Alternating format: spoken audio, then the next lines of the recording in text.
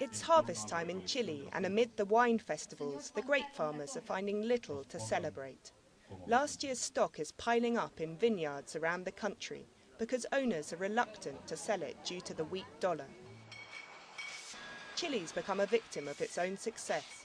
It earned a reputation for supplying cheap, good quality wine when it started exporting in the 1980s, and now it's finding it hard to break into the more lucrative premium market of over $15 a bottle.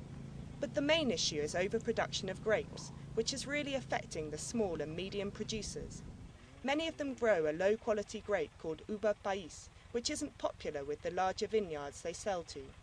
They prefer varieties like Sauvignon Blanc and Cabernet. There are some producers that are receiving 50 pesos per kilo when the cost of production is probably 120, so they're losing money. 70% of grapes which are used in wine for export are produced by tiny grape farmers who often have no more than 5 hectares. Their worry is they'll be forced to pull up their grapes and stop working in an industry which has been in their family for generations. Some vineyards say it isn't even worth harvesting their grapes this year because prices are so low. If workers like these want to keep their jobs, it's essential that wine producers learn how to diversify. Olive oil is one solution. The advantage of olive oil is that it needs the same conditions to grow in as wine, and vineyards already have the infrastructure and contacts to export it.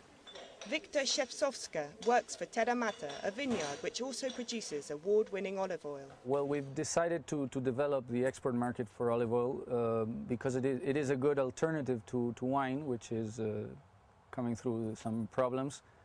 And we have very good quality olive oil, so we're able to sell it in premium markets across the world.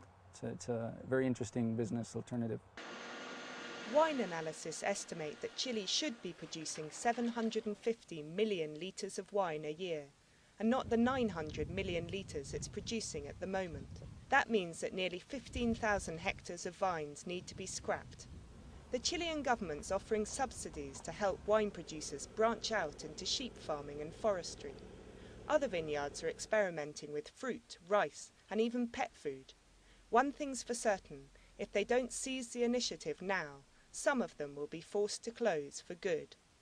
Jane Chambers, BBC News, Chile.